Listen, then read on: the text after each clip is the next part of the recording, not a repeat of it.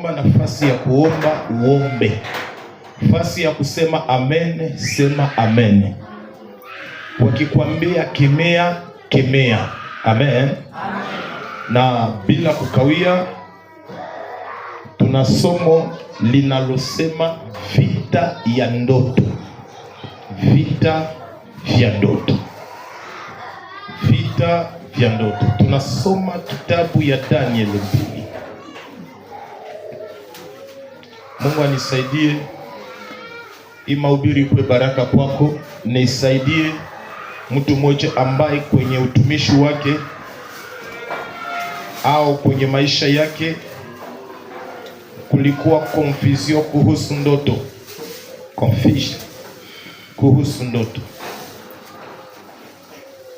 Vita vya ndoto. Daniel 2 mstari wake wa kwanza na wa pili. Tunasoma katika jina la Yesu. Katika mwaka wa pili wa Nebukadneza aliota ndoto.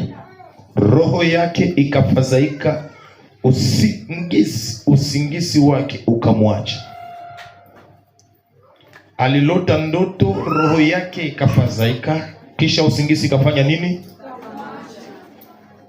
Alafu mfalme akaagiza waite waganga na wachawi na wafumu na wakaldea ili waeleze mfalme ndoto zake. Basi wakaingia na kusimama mbele ya mfalme. Mfalme akawaambia, nimeota ndoto na roho yangu inafadhaika kwa kujua tafsiri ya ndoto. Alafu wakaldea wakamwambia mfalme kwa lugha ya Wasuria, mfalme, uishi kwa milele. Waambie watumishi wako ndoto, nasi tutaonyesha tafsiri yake. 5 ndicho kifungo. Mfalme akajibu akawaambia wakaldea, neno lenyewe limeniondokea. Kama hamutanijulisha ndoto na maana yake, mutakatakatwa vipande vipande na nyumba zenu zitafanywa yalala. Bwana tubariki. Amen. Amen. Nitaomba kukuwe na utaratibu fulani ili kwamba na mimi nisaidie kwenda mwanchonnement logique ya kazi tunayofanya. Amen. Tangu karibuni nusu mwezi sasa tunahubiri somo la ndoto. Na somo hili lenyewe lilikuwa na changamoto tulipofika kwa sehemu ya tafsiri ya ndoto. Ziko tafsiri nyingi tulileta. Kwanza tukianza na maana ya ndoto, maana yake nini? Tukasema ya kwamba ndoto ni mlango wa kiroho ambao Mungu anautumia ili kwamba ingie kwenye maisha yetu na kuzungumza na sisi. Ndoto ni mlango wa kiroho ambao Mungu anautumia apate kuingia kwenye maisha yetu. Kitabu ya Ayubu 13:13 Biblia inasema hivi: maana Mungu hunena naam mara moja, naam mara mbili. Wakati mtu awepo kwenye kitanda na akiwa kwenye usingizi mzito, Mungu anasema na mwanadamu ili apate kuyatia masikio yake muhuri. Lakini hivi sasa mwanadamu hajali, hangaiki, haikimsumbue kitu. Lakini tuamini kuwa Mungu anapita katika maono ili kwamba zungumze na sisi. Amen. Tulienda sana kwa maana ya ndoto kuwa kama vile picha na video za usiku. Lakini Mungu anaziweka si kama picha kawaida, lakini ni vitu vinavyobeba maisha yetu, na zinaweza kuwa picha lakini zinabeba habari fulani kwenye maisha yetu. Hii ndio sababu tutafute sana tafsiri ya ndoto, kwa sababu ndoto zinakuja na habari fulani, na hii ikiwa imetokea kwa Mungu. Lakini pia tukasema mlango hii Mungu anaitumia, ndoto Mungu anaitumia kama vile mlango, lakini pia shetani na yeye anaitumia kama vile mlango, ili kwamba ingie kwenye maisha ya watu. Na wengi waliharibiwa, wengi wakaibiwa vitu. Kuna vitu vingine vikakufa kwa maisha ya watu, kwa sababu shetani aliingia kwa siri kupitia mlango wa ndoto, ili kwamba aharibu maisha yao. Bwana tusaidie sana. Amen. Ukiwasikiliza wengi hapa watakwambia mimi nimelota hivi nikapoteza hiki na hiki. Na ukimwangalia tangu alipolota ile ndoto, kuna vitu vikapotea kwenye maisha yake. Bwana tusaidie sana. Sema na mie, Bwana Yesu. Bwana Yesu. Fungula kinywa yako vizuri kwa ujasiri. Bwana Yesu. Kila kitu nimepoteza katika ndoto, kwenye ulimwengu wa roho, asubuhi ya leo ruhusu mara tena nikutanane na kitu nilipoteza, kwa jina la Yesu. Amen. Na alafu tukatoka hapa kwa maana ya ndoto, tukaingia kwenye tafsiri ya ndoto. Tukasema namna ya kutafsiri ndoto. Tuliongea mengi, lakini hatutakwama hapo. Na tukaanza kutafsiri ndoto tofauti. Aina ya kwanza tulianza kutafsiri ni ndoto. Mara nyingi watu huwa wanalota wanavala uniform. Siku yote utalota unavala uniform. Elewa ya kwamba kuna tatizo zikubwa zinakuja. Kuna vipindi tofauti vya matatizo ambavyo utakutana navyo. Siku yote utalota uko na nawa mubahari. Maana yake kuna maisha ya dunia ambayo utaingia ndani. Bahari kwa tafsiri yake ni dunia. Sadiri, wewe utatumikia sana dunia. Dunia itakujua muulevi, muufisadi, muujinga yoyote ile, utatumikia dunia. Wewe ukilota uko na nawa mubahari, wala unalotea mtoto yako, wala unalotea mume wako, muko munanashe kumuhe. Omba sana Bwana wasaidie. Kwa maana ikitokea kwa maisha mdunia muya kwa kamo vya mzuri. Bwana Yesu atusaidie sana. Ini yake vihombo chumi naonaka mdunia. Na mdunia ukitumikia dunia, Biblia inasema ya kwamba inakuwaka inaiba heshima ya mtu. Hakuna mlevi mwenye anakuwaka na heshima. Wende waulize wote mdunia. Bwana tusaidie sana. Tukaleza kwa ajili ya ndoto. Ukilota uko unakimbizwa. Maana yake kuna mashambulizi. Na hii ni sawasawa na jinsi dedai zilikuwa ndani ya ndoto. Ukilota mara nyingi uko ku village kwenye ulizaliwa, wala mji ambako uliwahi zaliwa. Na mara nyingi unakuwa unajikutana uko pale katika maono ya usiku. Ili ishara kuwa maisha yako inakwamishwa pale. Bwana tusaidie sana. Ukilota mara mingi unakimbizwa alafu ukaruka juu. Maana yake ndani yako muna zawadi za Bwana, muna neema ya Bwana. Alafu wanapokufuata kwenye usiku, ni ile neema inakufanya uruke, ili kwamba usishikwe na watu wabaya. Bwana tusaidie sana. Lakini iko tofauti na ile ingine ya uchawi. Tutafika hapo. Wanakushika, wanakupeleka, munaona munaenda. Hizi ni ndoto za uchawi. Na uamini hakika baadhi bado utaitwa mchawi, kwa sababu hizi ndoto zinaelekea pia uchawi. Bwana tusaidie sana. Amen. Na tulieleza mingi sana kuhusu ndoto hizi. Na hivi basi tukaingia kwa ndoto zinazoelekeana na uchumi. Ndoto zinazoelekeana na uchumi na ndoto zinazoelekeana na mahusiano. Uhusiano na uchumi ya mtu, relation na finance ya mtu, ni vitu viwili viko vinaendana. Bwana Yesu atusaidie sana. Sio kama mzee Vianney pale amepaka kunyelewa kidogo. Relation na uchumi ni vitu viwili vinaendanaka. Niseme hivi kwa kuelewesha vizuri.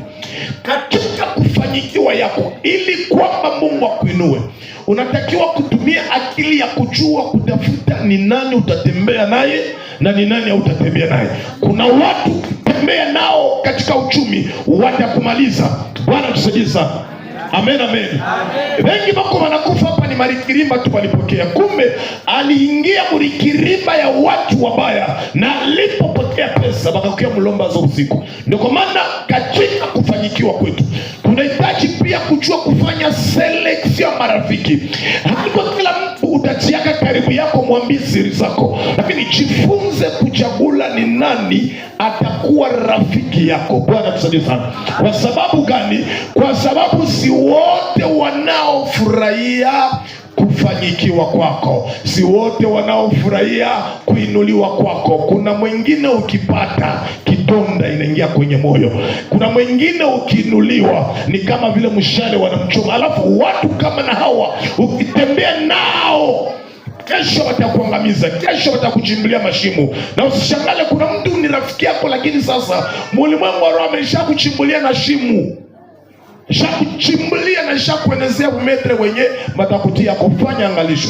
Alafu nasema hivi, relation na finance ni vitu viwili vinatembea sawa sawa. Bwana tusaidie sana. Vinatembea kwa pamoja. Ndoto hizi ukilota uko natembea ndani ya njia, lakini uko ndani ya mavi, ni ishara kuwa kuna madharau iko juu yako. Na hii madharau inaweza kuwekea mipaka, iwe kwenye uchumi, iwe mu relation. Kuna nafasi hautapata kibali. Ushangalo uko natembea mjia, lakini mume amekuacha wewe, uko natembea mumavi. Elewa ya kwamba kuna roho ya madharau imekuinukia hata mbele ya mume wako. Unashangala ukanalota mara nyingine. Wakati mwingine unaweza kulota nyumba yako iko yulu ya wese. Hii ni ishara kuwa kuna roho ya madharau imekugelilia ndani ya nyumba.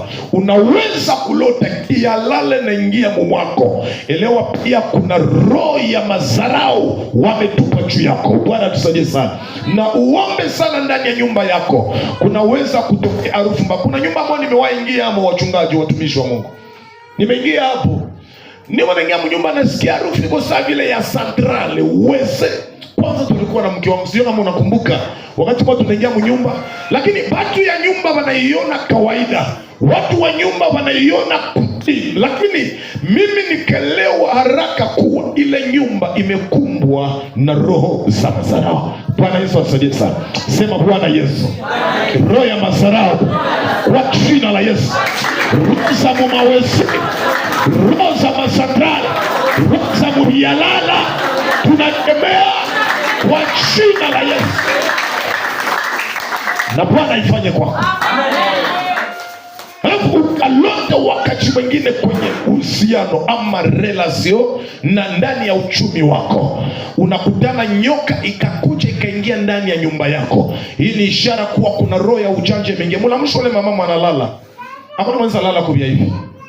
Bwana Yesu atusaidie sana. Mwenye alotake atie mkono juu, kwa sababu tutafika kwenye vita vya ndoto. Wao ulotaki leo kitaeleweka. Mbona uliniambia ulilota juzi madam? Dada. Bwana Yesu atusaidie sana. Amen. Vipofu jambo. Bwana atusaidie sana. Hivi ukalota nyoka na ingia chini ya kitanda uko kwenye ndoa. Elewa ya kwamba kuna roho ya unafiki, lakini pia kuna roho ya ujanja imeingia. Lakini pia nyoka akikuja, kumbuka mwendeni, hakukuja kuongea tu, anaweza kukuya, lakini kuna kitu anakuja iba. Siku yote nyoka na kuingililia, iwe kwenye maono, akikuluma kwenye mkono. Akikuluma kwenye mkono, maana yake anaiba neema ya uchumi. Akikuluma kwenye mguu, maana yake anaiba neema ya umiliki. Akijizingira kwako, maana yake anakuwa maride nui kwako. Sabi anakuja iba ndoa kwako, anakuja iba uchumi. Akiingia kwenye mkono, akiingia kwenye migulu, anakuja iba umiliki. Akiingia ndani ya kitanda chako wala ndani ya nyumba, anakuja kuiba heshima ya nyumba, anakuja kuiba heshima ya foyer. Kwa hii unatakiwa kuomba Mungu Mungu akusaidie utokapo kwenye maono ile. Amen. Ukilota uko kwenye uchumi, unapoteza sakame, unapoteza portemone, au unalota mtu anakuiba pesa, elewa ya kwamba neema ya uchumi imeibwa kwako. Lakini pia unaweza kulota kwenye hesabu ya pesa. Hii ni ishara kuwa kuna miujiza ya pesa utakutanana nayo. Sema Bwana Yesu, kila nyonge liingia kwa siri, ikaniiba ndoa, ikaniiba watoto, ikaniiba heshima, ikaniiba uaminifu, ikaniiba pesa, ikaniiba umiliki, leo kwa jina la Yesu dakika moja omba zenye jirani yako. Leo acha kuomba kama vile yes, kwa nyuma omba zenye jirani yako. Niliingia kwa siri, tunaendelea kwa jina la Yesu. Yes. Amen. Sema amen. Amen. Kanisa mzima tusema amen. Amen. Amen. Ukilota wakati mwingine kuhusu uchumi, amen, na mahusiano, ni hapo tulipo. Unapoteza simu ya mkononi. Ukilotaka unapoteza telefoni.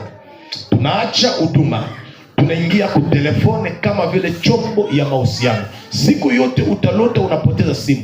Kwa lugha ingine, kuna relasio za maana au mtu wa maana atatoka karibu yako. Bwana tusaidie sana. Ukilota uko kwenye mahusiano, alafu wakati mwingine ndoa, nasema ndoa, unakuwa unachukutana ungaliki celibatere na ulishakafunga ndoa zamani. Hii ni ishara kuwa ndani ya ndoa yako muna tatizo. Wako wa mama vile hapa, wako wa baba vile hapa, depiko na bibi yake haya alotaka wako naye mundoa, anakuwa analota tu iko celibatere, analota iko natafuta mwanamke mwingine mwatao. Elewa ya kwamba kuna vita imekusimamia mu ndoa yako. Ukilota uko nafanya tendo ya ndoa, ni hapo naenda marelasio toujours kwa uchumba, mrelasio hata ya maisha. Maana yake una roho ya mwanaume wa usiku na malengo ya mwanaume au mwanamke wa usiku. Anakuja na malengo karibuni matano. Malengo ya kwanza, afanye na we agano kwenye ulimwengu wa roho. Sadii anakamata nguvu za ndoa kwenye ulimwengu wa roho. Kitu cha pili, anakuja ili kwamba afunge uchumi. Bwana tusaidie sana. Anakuja ili kwamba afunge uchumi. Mtu yeyote mwenye anazoea lota, kama uko garso unazoea lota ile kitu, uamini ya kwamba uchumi yako itakuwa imefungwa. Utataka uowe lakini haitawezekana. Kitu cha tatu, inakuja kufunga marelasio. Bwana tusaidie sana. Inakuja kufungia marelasio. Kwa wanaume naweza kumfungia relasio, lakini pia hii inaweza kubadilisha strategy nekwe sehemu ya ine ya vita ya roho. Hii inaweza kukuletea wanaume wa mingi, lakini inakuima akili ya kujua kujere marelasio. Bwana tusaidie sana. Amen. Sio kama nimeeleweka. Wewe mbona unaona wanaume wanakupenda, unafikiria uko wa nguvu, alafu inakutia modistraction, hautajua kumetrize relation moja. Wanasema akipenda aende utapata mwingine, akipenda toke mwingine atashileta. Banashiletaka uopike. Okay, banashiletaka uopike, lakini nataka nikwambie hivi, mu Biblia mko Adamu mmoja na mko Eva mmoja. Bwana tusaidie sana. Sasa ukifikiria wanaume wote watakuwa wanaume yako, maisha yako itabakilia mu distraction, lakini inatokana na ile roho ya mari de nuit wala femme de nuit. Bwana tusaidie sana. Alafu ukilota ndoto kama na hizi, elewa ya kwamba mu marelation yako muna kasoro imeingia tayari. Bwana tusaidie sana. Amen, amen. Tunaenda sawa. Tunaenda sawa sawa huko nyuma. Tunaenda sawa sawa. Sema Bwana Yesu. Bwana Yesu. Ulishawahi lota nijua ujue kama uko na mari de nuit. Sema Bwana Yesu. Kila mari de nuit, femme de nuit, sirene, ninazikemea kwa jina la Yesu. Kwa jina la Yesu. Kwa jina la Yesu. Kwa jina la Yesu. Ninakemea kwa jina la Yesu. Kwa jina la Yesu. Kwa jina la Yesu. Bwana tusaidie sana. Amen. Kuna ndoto zinazohusiana na huduma. Wakati mwingine mtu anaweza kulota iko kwenye kisima, iko na loba, Hii ni ishara kuwa ndani yako muna roho ya uinjilisti. Wakati mwingine unaweza kulota uko kwenye bahari, uko na loba. Hii ni ishara kuwa ndani yako muna neema ya uinjilisti. Unaweza kulota uko unatabiria watu au uko na ubiri watu, iwe barabarani iwe kanisani. Hii ni ishara ndani yako muna neema na utuma ya Bwana. Unaweza kulota mara wakati mwingine uko kwenye shamba, uko unalima. Hii ni ishara ndani yako muna utuma za Bwana. Unaweza kulota ukapokea vitu, mfano vyombo vya kutumikisha, ni vingi sitavieleza. Hii ni ishara ndani yako muna huduma za Bwana. Amen. Hii nataka nitoshe confusion. Wako wengi walilote wako kwenye kisima, banampatia kisima ulobe pale samaki. Wewe wakikupatia kisima ulobe samaki, selane sinyefipake unakuwa mchungaji wa kanisa. Unaweza kulota uko kubahari uko na loba samaki, selane sinyefipake unakuwa mchungaji wa kanisa. Unaweza kulota uko na ubiri, haimaanishe unakuwa mchungaji wa kanisa. Mchungaji wa kanisa ni domene ingine. Na omboleza sana juu ya mji wa Goma na makanisa zingine zilizoanza kwa vita. Mtu anatoka ameharibisha mahali, anenda anza kanisa. Ndio makanisa majority wameweka misingi juu ya fujo. Mtu anakubiri, unakomala, unajua ubiri na wewe, unabatiziwa, unajifunza kubiri, unaanza kubiri, anakombea karama, kisha unajiopose kuyeye, unenda anza kanisa. Kuna laana juu yako. Ilichoanza na fuyo binamalizikaka na fuyo. Wewe umejenga juu ya misingi ya vita ya masemi, na mwisho wako ni masemi itaribisha ile huduma. Na hapo ndipo Biblia inasema ya kwamba wengi watakuja na kusema, Mungu, mbona nilifanya kazi, nikahubiri na watu wakokoka, nikafanya na miujiza, lakini imetokeacho unikatana. Na hii Biblia inasema ya kwamba eti wakati ule Yesu atawajibu, hamukufanya sawasawa na mapenzi yangu, lakini mlitenda sawasawa na mapenzi yenu. Eske nimeeleweka kule nyuma? Nimeeleweka vizuri? Nimeeleweka vizuri kweli? Va faux pasteur na va faux prophète, va faux docteur, va faux apôtre, après avoir détruit là où vous avez votre fondement, nchoko natoka kwenda kanisa. Ima kanisa za vile mimi niko najiuliza, Goma tuteshon ndio nakutana frappe ndio za mingi makanisa. Kuna andiko moja unasema, hii mlima ikikushinda uhamie kumlima. Neva haikwake vile. Mulimwengu wa roho hapikwake vile. Mungu iko pia structure. Kama mulimwengu wa mwili, mtoto hawezi jichagulia baba, kadhalika mulimwengu wa roho hawezi jichagulia baba. Nimeeleweka? Bwana Yesu atusaidie sana. Na hii naua sana Goma. Unasikia kidogo tu nililota, niko kukisema, niko na ubiri, niko na tosha masambaza, na mara moyo unageuka hapana. Kuko watu waliitwa watahudumiwa chini ya wengine. Hatukatale kama hautakuwa paseri, hatukatale kama hautakuwa mwinjilisi, lakini kubali kutulia. Upako haitokake mu maombi, upako haitokake mu mafungo, upako inatokaka kwa Baba. Agano haitokake mu mafungo na maombi, agano inatoka kwa Baba. Mungu akitaka kujibu watu, Bwana hajibu watu kwa sababu wa wingi wa maombi yao, lakini Mungu anaangalia neno alilolisema na agano yake kwa mtu. Bwana tusaidie sana. Amen. Sema Bwana Yesu. Bwana Yesu. Bwana Yesu. Niepushie mbali manabii wa uongo, faux prophets. Yesu. Niepushie mbali faux pasteurs, faux apôtres. Amen. Rudilia tena mwambie, sema Bwana Yesu. Kila mkono ya muasi ikiwahi kusa kichwa yangu isifanyikiwe kwa jina la Yesu. Wako wananipa kusadaka, mimi natoka kwanza, mimi naenda.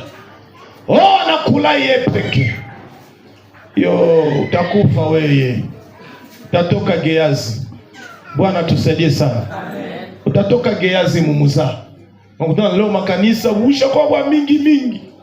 Simufanane baba yenu. Je n'ai jamais usurpé les choses. Vous êtes témoin de mon ministère. Amen. Amen. Mama Clara, uko témoin wa huduma yangu mwenye. Sitasema yeye ni mtoto wangu. Niseme mwe nani? Amen. Amen. Kesho siku utakuwa pastor. Ni ukaenda aseme mwingine ndio atakwambia pastor. Ile pastor yako ni ya bongo. Vous savez cela?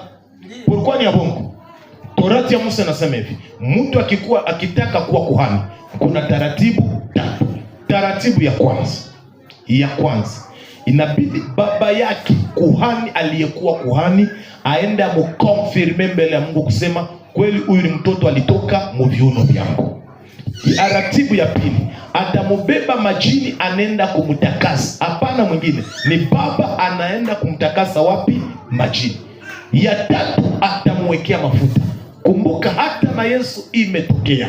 Biblia inasema ya kwamba Yesu alipokuwa ndani ya maji alitimiza taratibu ya kwenda ndani ya maji. Na hapo kulikuwa mabishano entre Yesu na Yohana. Nibatize, mwingine anasema nibatize. Lakini Yesu akaelewa inabidi tu niingie hapo. Na Yohana akasema ngwani kubali sasa hivi kwa sababu ni haki ya kila mtu. Akaingia ndani ya maji. Kisha kuingia ndani ya maji, Biblia inasema ya kwamba njiwa akashuka, mafuta ya Bwana Mungu mwenyewe akamupaka mafuta, akashuka juu yake. Na kisha sauti ikatoka mbinguni ikasema, huyu ni mwanangu mpendwa ninayependezwa naye. Na mwenye alikuwa anafanya ile kazi Yohana Mbatizaji. Usifikiri Yohana alitoka mnemporte kila kizazi. Ilikuwa ni transfer ya sacerdoce pale Jourdain. Kazi yenye Yohana alikuwa anafanya ilikuwa ni transfer ya sacerdoce. Kwa nini? Kwa sababu hata Yohana Mbatizaji mwenyewe anatoka kizazi ya Zakaria. Zakaria alikuwa kuhani kwa madhabahu ya uvumba. Alafu kwa Yohana anaweza kumbatiza Yesu, vingine ilikuwa tu ni transfer ya sacerdoce. Kwa sababu selona kabila ya Yesu angelipaswa kuwa kuhani. Lakini ilibidi kutanane na Yohana na hapo wafanye transfer ya sacerdoce. Bwana tusaidie sana. Amen. Amen. Ni mengi tunayazungumza hapa. Mtu tu anatokea mimi nenda kuwa kuhani. Aye. Nani alikukonfirme kuwa kuhani? C'est pourquoi mimi nawaambia hivi wana wangu, wachungaji ni wengi lakini makuhani ni wachache. Bwana Yesu atusaidie sana. Wachungaji ni wengi, makuhani ni wachache. Ili kwamba mtu akuwe kuhani ni baba yake wa imani akakubatiza, akakulea katika imani, ndio mwenye anapaswa kukonfirme huyu leo nimemweka kuwa kuhani. Amen. Amen. Najua wengi watanifuata, lakini mnajua historia yangu. Mkwe kama mimi. Kwenye mimi natoka tangu niko bebe wapata ule mzee anakamata, nikalelewa mpaka kwenye nimefikiwa na yule kuhani, na yeye akakuja akaniweka mafuta hapa na kanivalisha call pastoral mpaka kanipatia na fimbo. Bwana Yesu alizaji sana. Ile ndio kuhani ile, hapana za mafrap. Amen. Amen. Amen. Wakusikia amesikia. Hivi Mungu anajiona hapa. Amweka mako wenye wataisikia dunia yote mzima na wanaelewa ya kwamba walifanya makosa kubwa. Hivi tukasema kwa ajili ya vita vya ndoto ni pale tunataka malizie. Vita ya kwanza ya ndoto ni mali ambako tumesoma. Biblia inasema hivi, katika ndoto inatokea wakati mwingine mtu analota ndoto lakini ile ndoto anaisahau asubuhi. Hii ni ishara kuwa ndoto zako zina vita. Na hii ni inatambulika kuwa kwenye ulimwengu wa roho kuna malaika wa giza aliyeona neema na baraka zako alafu akaiba ile vitu. Bwana tusaidie sana. Amen. Ulimwengu wa roho kuna yule aliyeona zile baraka alafu akaja kaziba. Sasa wewe utalamka asubuhi unakumbuka kweli nililota lakini sijue kama ndoto inaenda wapi. Biblia inasema Nebukadneza kalota ndoto. Kisha kuamka asubuhi amefadhaika, ndoto amefanya nini? Wameiba. Alafu anasema mtafutie watu, walitafutie tena ile ndoto. Vita ya pili ya ndoto. Vita ya ya pili ya ndoto ni wakati mtu analota baraka kisha kulamka asubuhi anaona kinyume. Unalota uliweza kisha asubuhi wanakuambia kwa masomo ulishindwa. Unalota ulifaidika kisha sasa unaenda kuchuruza unakutana ni bihombo. Unalota ulipata jambo zuri katika maono, lakini kucha unakutanana na mabaya. Hii ni ishara kuwa kuna malaika wa giza waliona baraka zako na alafu wakazibeba. Daniel 10, Biblia inasema siku ya kwanza Daniel alianza maombi, ndio siku Mungu alimjibu. Lakini majibu ilipokuwa ikishuka, malaika wakuu wa anga wa Peresi, mfalme wa Peresi akashika yale majibu. Amen. Hili nikasema hivi, nabii anaweza kutabiria kweli na ni hakika na ni amina. Lakini ili kwamba vitu vitimie, inaweza kutokea kuna roho ya giza iliona ujumbe ile na ikafunga ile majibu.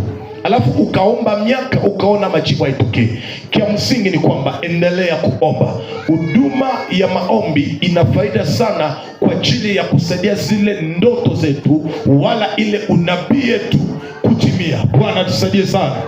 Amen, amen. Vita ya tatu ya ndoto. Vita ya tatu ya ndoto. Kitabu ya Isaya 47:13-17 inasema ya kwamba wako watu wasomao nyota, wafanyao elimu za nyota, wanaweza kuona nyota yako. Wanasema Nadeshe kwa miaka 10 atakuwa hivi na hivi, Nadeshe kwa miaka 5 atajenga hiki na hiki. Alafu wanaingililia ile nyota, na Ayubu anasema ziko kunguku zinazozuiza nyota za watu kuwaka, au wako watu wanaoona nyota za watu na kutaka kuiba. Mfano Mathayo 2, Biblia inasema wakaona nyota inatoka mashariki, nayo ilikuwa ni nyota ya kifalme. Hapo ndipo Herode anapana taratibu sema waua watoto wanaume wote watakaozaliwa. Malengo ni nini? Alitaka aibe nyota ya Yesu. Na kitu kinachonishangaza, walijua miongoni ya maelfu ya manyota, hii ni nyota ya kifalme. Nataka niambie mtu mmoja hapa, wachawi wanakujua vizuri kuliko jinsi wewe unavyojijua. Wachawi wanapigana juu ya future yako kuzidi jinsi wewe unapigana juu ya future yako. Ambia wazee hivi, sema naye, uchingiza wazee, sema na wazee. Kila mtu akamate mtu mmoja mmoja, kisha ombea wazee yako. Unataka ombea wazee yako, ombea hii. Ombea hii. Sema hivi, bachawi panaombaka sana kukushinda juu ya kesho yako, juu ya ndoa yako ya kesho, juu ya kazi yako ya kesho, juu ya kuinuliwa yako ya kesho. Wachawi wanafanya mbinu na kutoa sadaka kukuzidi wewe juu ya kesho yako. Sasa mwai maombi, mimi nakombea future yako, kesho yako ambayo ilikuwa imeibwa, na ambayo ilikuwa imewekewa kunguku ili nuru sitokee. Leo kwa maombi haya uiachilie na nuru ya Bwana itokee. Amen. Sio kama kuna watu wanaelewa hii kitu hapa. Niwapa mfano ya mtu mmoja hapa. Siku moja anashangilia, mkubwa anakuja ndani ya mji. Anashangilia ule mkubwa kufika ndani ya mji. Lakini ilipotambulika kwenye ulimwengu ya roho, ikatambulika kuwa ule mtu yuko anashangilia nyota yake. Bwana Yesu atusaidie sana. Unaweza una mtu mwingine anafika ndani ya mwingine, mnampigia mikono. Mnampigia mikono, asema anakuya anarudia mvakadre de base yake awasalimie. Kumbe mwabale wale wa cadre de base kwa mwenye alitolaka nyota. Na kwa mtu mwenye na nyota yako anaikala nayo muasamble. Kwa mtu mwenye na nyota yako anaikala nayo musoko. Kwa mtu mwenye na nyota yako anaikala nayo mubiro. Sema Bwana Yesu. Ila mwenye anaikala nyota yangu kwenye iko bila msimamisha. Mimi naita nyota yangu jina la Yesu. Jina la Yesu. Nyota ya uchuruzi, nyota ya umama, nyota ya ubaba, nyota ya ufalme, nyota ya kumiliki. Jina la Yesu. Mimi naita usai ya nyota yangu juu yangu. Mimi nakuombea nyota yangu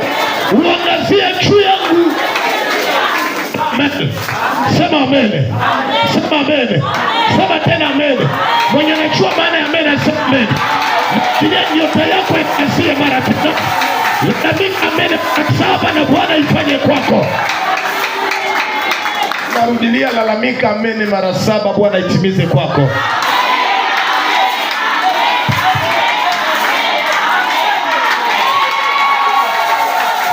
Mtu mmoja alikuja akaniambia, mzee, unajua zamani bagaruso walikuwa wananitembea hako, sio bilishakuwa. Leo na wajambo inaanza kuwa ni kwa neema tu. Sio kama bilishaka. Mwingine akaniambia yasema, papa, nilikuwa nikienda nikiuzia mtu kitu, ile siku atauzisha moyo ajabu sana. Bwana Yesu atusaidie sana.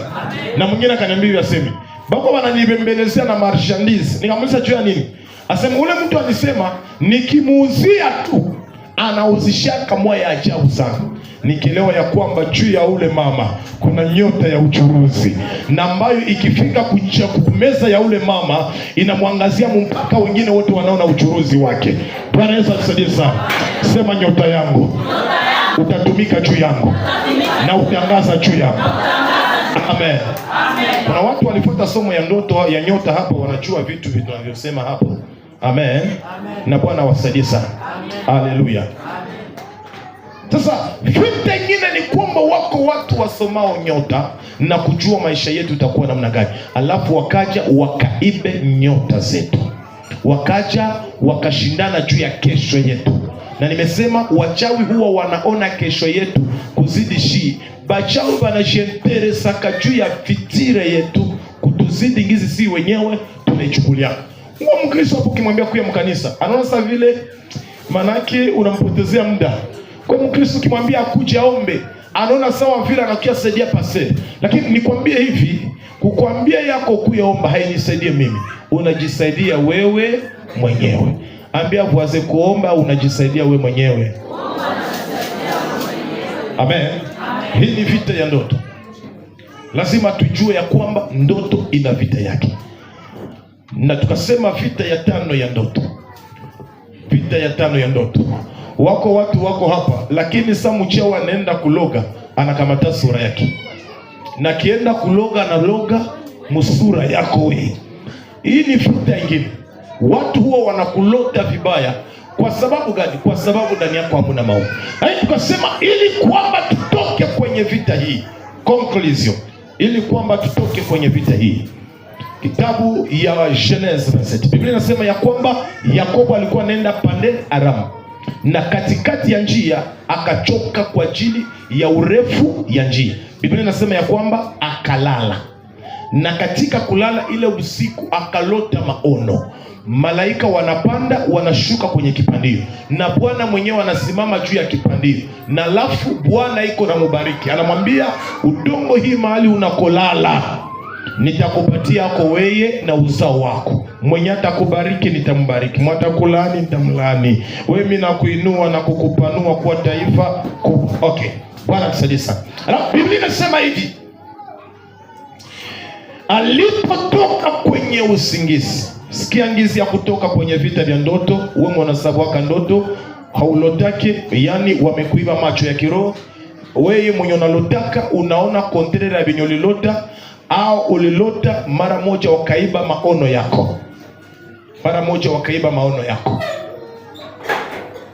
Mama Dorcas, tupane precision. Tupane precision. Nasema tuko tunaongea kwa ajili ya vita vya ndoto. Watoto wa Mungu alo. Watoto wa Mungu alo. Siko mrefu, nataka nikamilishe somo leo. Siko mrefu. Kuna paranteze moja tumeshindwa kuingilia hapa, lakini nasikia roho wa Mungu ananirudisha nyuma. Na paranteze hii ni nini? Kunatokea wakati mwingine kwenye vita vya ndoto unalota mtu mzuri, unamlota mu mabaya. Amen. Unalota pastor wako amo mubaya. Unalota amo rafiki yako wa karibu mubaya. Unalota mtoto wako mubaya. Mkubwa analota muloko vibaya. Na hii mara nyingi kwa Wakristo ambao ni watu wanajiita wa kiroho, huwa inaleta vita ndani ya jamaa za nyingi. Sikia nikwambie, nilisema hivi, kama Mungu anaweza tumia ndoto kuwa mlango ili kwamba ingie kwetu, shetani na yeye anaweza kuitumia. Amen.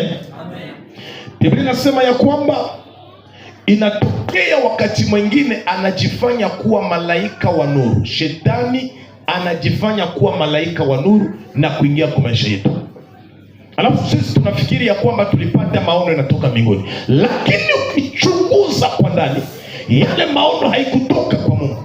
Malengo ya ile maono inakuwa yaribisha uhusiano ilikuwa ndani ya jamaa, ama uhusiano yenye ilikuwa ndani ya kazi. Bwana tusaidie sana. Amen. Shetani anaweza kufanya iwezekanayo unalota mjakazi wako vibaya, havale mango mubarabara. Wewe unaenda konklira sasa, arabi nilota juu ya ule papa, yenye nilota juu ya ule mjakazi. Wapi? Kumbe njoo yake vile. Kumbe njoo maisha yake ile.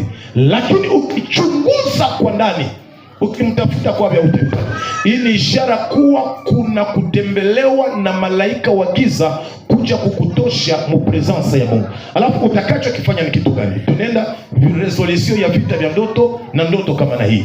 Kitu cha kwanza, ukilota maono kama na hii, kia kufanya ni hiki. Piga magoti hata kwa dakika 5, kama utapata dakika 10, ombea yale maono. Amen. Bwana Yesu asifiwe sana.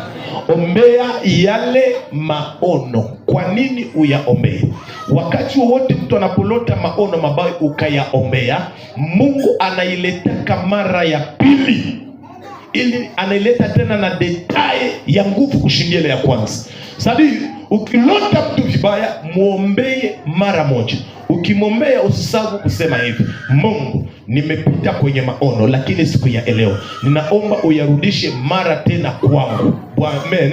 Ukaomba tu vile 5 minutes uko na si Mungu, hii maono sikuielewa. Mungu analetaka ile maono mara ya pili na naileta na iko modete ya ajabu. Amen. Bwana Yesu asifiwe sana. Na kama kulikuwa malaika wa giza, sema mimi nakemea kila malaika wa giza ambaye anaweza leta mchanganyiko ndani ya ndoto zao. Nimewahi ona mwanaume na mwanamke banalamuka asubuhi, komba ngumi zinaanza. Problema ilianza wapi? Mwanaume alilota mwanamke vibaya, akamlota bibi yake iko natoka na mwanaume voisin wakati, mimi na loto uko natoka na fulani, na jana niliona mko mnaongea, uniambie. Na komba ikaanzia wapi? Pale pale. Bwana tusaidie sana. Bwana tutendeme. Yako maongezi mengine watu wanakuya, unafikiria iko na kuongelesha, kumbe ni ndoto za mubaya alipita juu yako. Na sirtu kama mtu anakusemaka vibaya, kama mtu anakuwazaka vibaya, hakuna siku atakuletiaka vya mzuri. Tunakubaliana na ile? Bwana Yesu atusaidie sana. Alafu kia kufanya ni nini? Ukitoka mwa ile maono, omba sana na waambie Mungu akupatie tafsiri. Ya kufuata ni nini? Unapolota ndoto ya baraka, alafu unaona contraire ya kinyi ulilota, fanya hivi. Biblia inasema Yakobo alipotoka kwenye maono, akatwala lijiwe, akajenga pale madhabahu. Ni ishara kuwa unapobarikiwa kwenye ndoto, ukiona unapokezwa vitu kwenye ndoto, ukiona unalogota kitu kwenye ndoto, chukua sadaka yako uende kwa madhabahu na mwambie Mungu, hivi yenye nililota mimi naviwekea muhuri kwa damu yako Yesu Kristo. Kama ni resite nililota kwa masomo, mimi naiwekea sadaka. Utaona yale mambo yataanza tokea kwa maisha yako. Bwana tusaidie sana. Amen, amen. Tunaenda sawa sawa kule nyuma. Nimeeleweka. Na ikitokea ni jaribu, toa pia sadaka, useme Mungu, hii jaribu isinipate, na unaweka sadaka. Wakati mhubiri iko natangaza mema, ni faida pia kutoa sadaka zako. Anasema hii sadaka mimi naiweka, hii neno yenye wamesema mimi naishikilia. Bwana Yesu atusaidie sana. Haleluya. Bwana tubariki. Bwana tubariki. Simama kwenye huko.